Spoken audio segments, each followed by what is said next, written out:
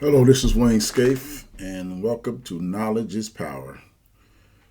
Today I'll be discussing the Star Spangled Banner, or some of you would call it the National Anthem.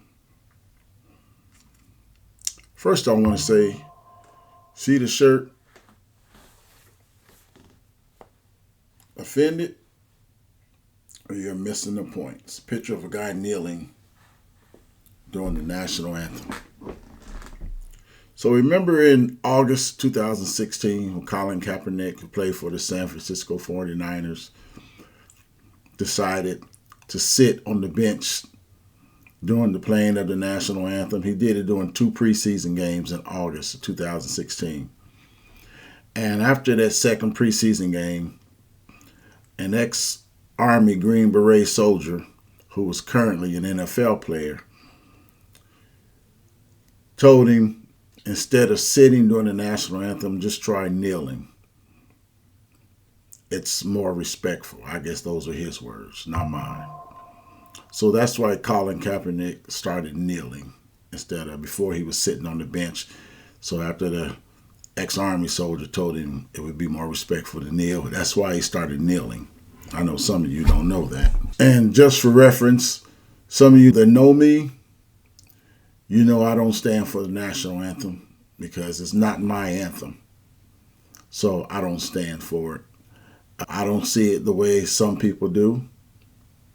I don't feel that it's for me. I don't feel that it's for any black people.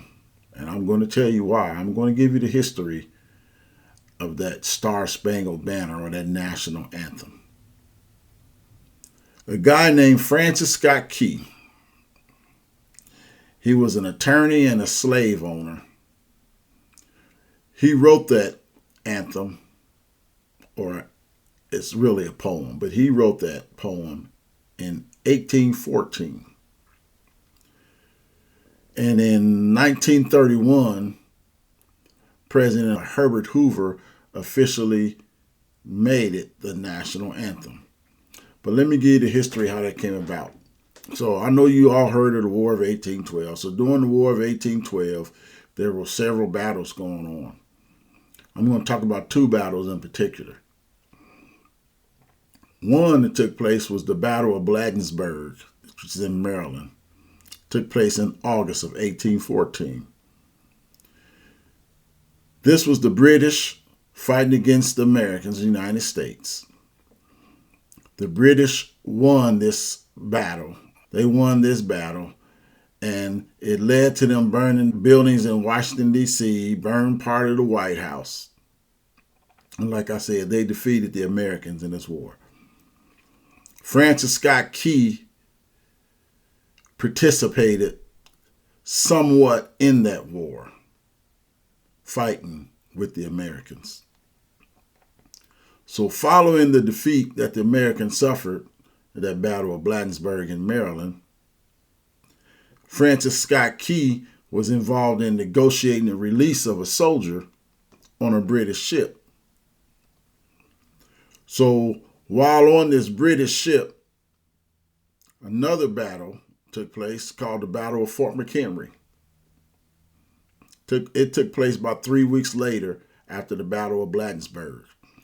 Now, Francis Scott Key was on this British ship, not as a prisoner, but he was on there to negotiate the release of this soldier.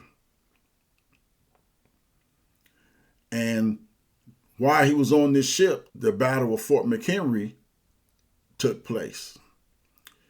So the British, once again, were fighting Fort McHenry, fighting Americans in Fort McHenry. This battle lasted about 25 hours. Now remember, Francis Scott Key was on this British ship watching these British fight these Americans. So he was on this ship as this battle lasted, and he was watching. He was an observer, not as a prisoner. He was on there as an observer, and he was watching how Fort McHenry was getting destroyed, and all the rockets and the bombs going off, and he's witnessing this. He saw, and I'm going to use the words, he saw this 25-hour battle going on, and he saw the This sound familiar? The rockets' red glare and the bombs bursting in air. He noticed all this. So at the end of this battle, he was wondering. He had no clue who was winning this battle. He thought they were destroying Fort McHenry, which is where the Americans were defended. So at the end of this battle, when all the smoke cleared, he saw the flag was still waving. And he realized that the Americans didn't get defeated because that flag was still waving. And you notice that comes from the song. So after all this was over, and the Americans did win that after being previously defeated at the Battle of Bladensburg, they won this battle at Fort McHenry. So at the end of this battle, Francis Scott Key decided to write a poem. So he wrote this poem called The Defense of Fort McHenry. Now remember, it was a poem, and that's key to what I'm going to describe. It was a poem. It's called The Defense of Fort McHenry. That was the original name. And I'm going to go over some of the lyrics here in a minute. But in that poem, see, in a song, they have what's called verses. In a poem, they have what's called stanzas. So we know those words to the national anthem that's being sang today. But since this was a poem, there was a third stanza that was left out. So I'm going to read to you that third stanza of this poem that was left out. And I'm going to show you why this anthem was not for black people. That's why a lot of black people don't stand for it today. And I'm not going to pretend like I knew this. I've only known this 10 years since the incident with Colin Kaepernick. When Colin Kaepernick protested against the national anthem. So that's when I found out about it. And I've been wanting to talk about this for the longest, but this is my opportunity to talk about it. So I'm going to read that third stanza of this poem that they don't say. And then I'm going to explain what it means. Okay, that third stanza says, "And where is that band so valiantly swore that the havoc of war and the battle's confusion, a home in the country should leave us no more. Their blood has washed out their foul footsteps' pollution." Now here is the last two lines of that stanza. This is why I don't stand for it. And this is why I feel like that national anthem is not for black people. Listen to this. "No refuge could save the hireling and slave from the terror of flight or the gloom of the grave. And the star-spangled banner in triumph doth wave over the land of the free and the home of the brave." That was the third stanza that they took out of the national anthem. So you can't write an original song and put those words in it and then take it out and say, okay, here's the song. No, because that whole song included those words. So let me go over those words. No refuge could save the hireling. So I'm going to tell you what a hireling was. So when the British were fighting the Americans at the Battle of Fort McHenry, the British were shorthanded. So what they would do is they would hire people that were British mercenaries to fight with them against the U.S., against the Americans. That's why he said no refuge could save the hireling. So he's saying in this poem, you can't hide. Ain't nowhere you can go. Talking about those British mercenaries that were hired by the British Army to fight. So he's mad at them for fighting along the British against the Americans in this poem. So he's saying no refuge can save you. Ain't nowhere you can go that you're going to save, because we're going to get you. And the next line is, I'm going to read that again. No refuge can save the hireling and slave. Let me tell you where that slave word came from. The slaves who wanted to escape slavery, the British gave them a deal. If y'all come and fight with us. Now, these were slaves. These were people in bondage, getting beat and tortured and whipped by their slave owners. So the British told them, if y'all come and fight with us against them, what we'll do, and these were slaves from Maryland and Virginia. He said, so what we will do, we'll give you free land and we'll give you your freedom. So what do you think those slaves were going to do? Go fight with the British and get some land and some freedom? Or stay here in the U.S. and stay slaves and get beat and whipped and tortured and mistreated? What do you think they were going to do? So they went and took the British proposal. Fight with the British. So that's why he said, so now in the poem, he's upset at the hirelings for fighting against the U.S. and the slaves. That's why he said no refuge can save the hireling and slave. He's saying, ain't nowhere you hirelings, you British mercenaries, or you slaves, and they were known as colonial marines, those slaves. So that's why he said, ain't no way y'all can go hide, because I'm going to get you. We're going to get you. We're going to find you. And we're going to get you, you slaves and you British mercenaries.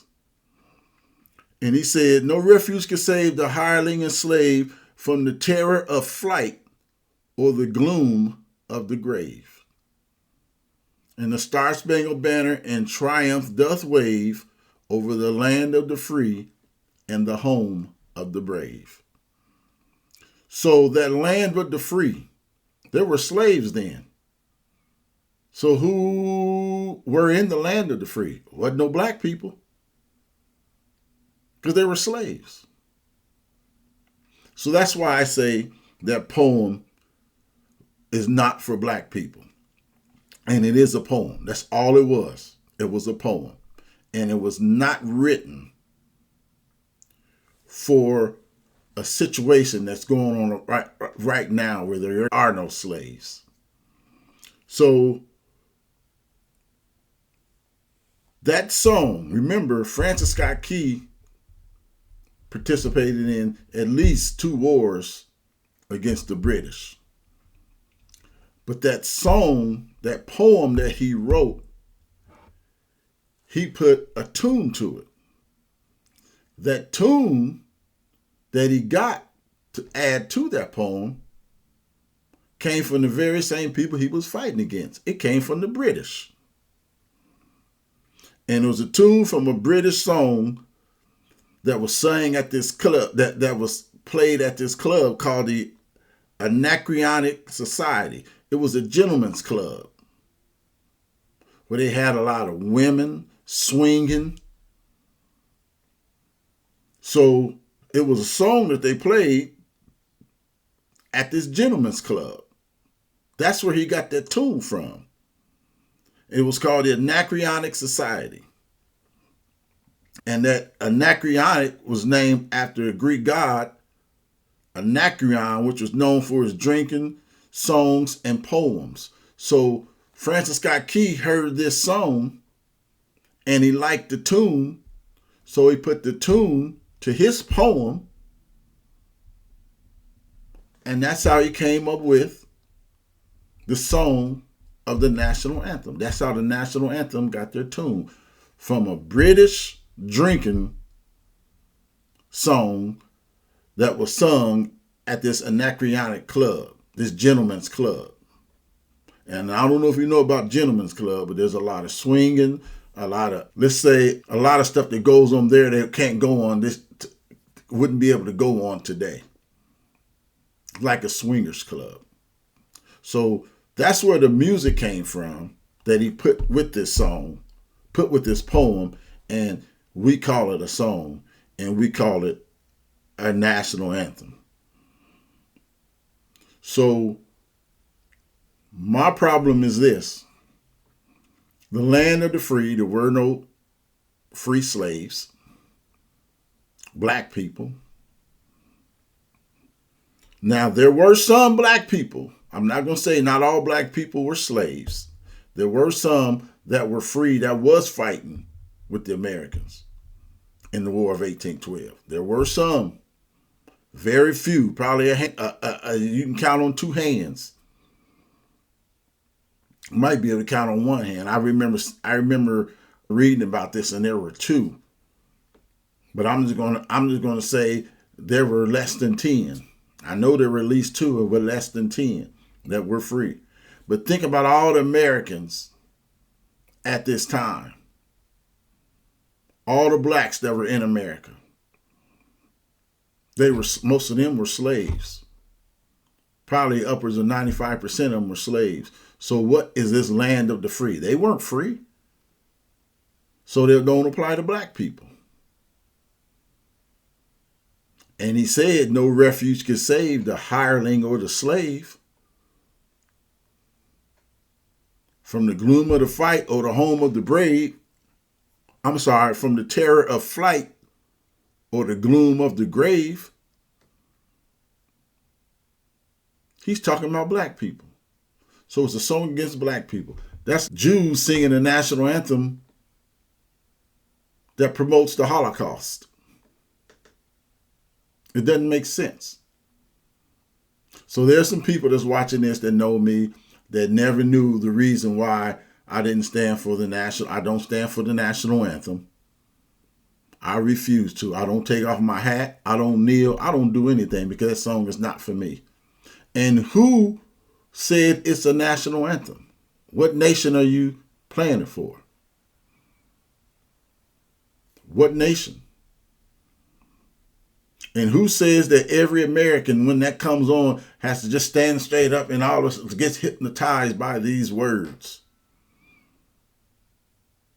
That's an insult to black people.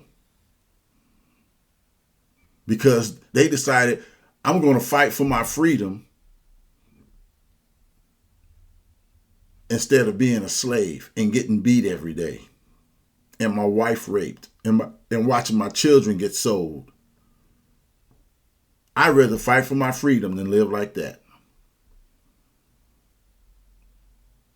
So that's why I don't stand for that anthem. And I am a military veteran. And that song, saying that song is for the military, is false. That is not true. This man wrote a poem because he saw a flag. What does that have to do with it's so pro-military? And then he tied the words from a drinking song from the British, the same people he was fighting against. He got the tune from the British that he heard from a song at a gentleman's club. How is that just so pro-military? I don't understand it. Because somewhere down the line, somebody said, oh, this is a pro-military song. So everybody has to agree with that? I don't. And I take pride in the fact that I served in the military. So I don't agree with that. And the last thing I want to say is, some of you, I know people get offended, and y'all going to be offended by this video, which I don't care, because I'm not standing for that song. So my question is this. If that song is so sacred and that flag is superb to look at and stand up, and I'm going to do one about the Pledge of Allegiance too. That's coming up. And if that flag is just so perfect to look at, and you got to stand and take your hat off and put your hand across the chest. If I decide not to do it, that's part of my First Amendment right, freedom of speech. The same thing that those people doing January 6th claim when they was tearing the flag down and putting up Trump flags. The same freedom that those people claim when they burn the flag. It's all part of freedom of speech. So my freedom of speech is, I'm not going to stand for the national anthem because it does not pertain to me or any other black people. And I wish more black people would look at this and listen to that third stanza of that poem. And I'm going to even say it again for you. And where is that band so vauntingly swore that the havoc of war and the battle's confusion, a home and a country should leave us no more? The blood has washed out the foul footsteps pollution. No refuge could save the hireling and slave from the terror of flight or the gloom of the grave. And the star-spangled banner in triumph doth wave over the land of the free and the home of the brave.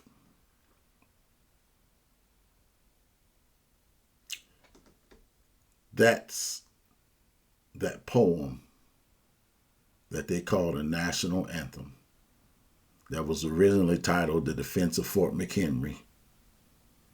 And Herbert Hoover made it the national anthem in 1931. So it's been the national anthem for 95 years. And black people have no clue what they're standing for. You're standing for a man with his mind set on revenge against slaves that decided to fight for their freedom rather than remain slaves and get beat, hung, killed, their wives raped, their kids snatched away from them and sold, their kids getting raped. They decided, I'm going to fight for my freedom. You continue to stand, but I'm not. My next video, I'll be talking about the Pledge of Allegiance. And that's another one that you need to listen to. This is Wayne Scaife. This is Knowledge is Power. I can wish you hit and subscribe to this channel because I'll be coming back with more Black History facts. Thank you very much.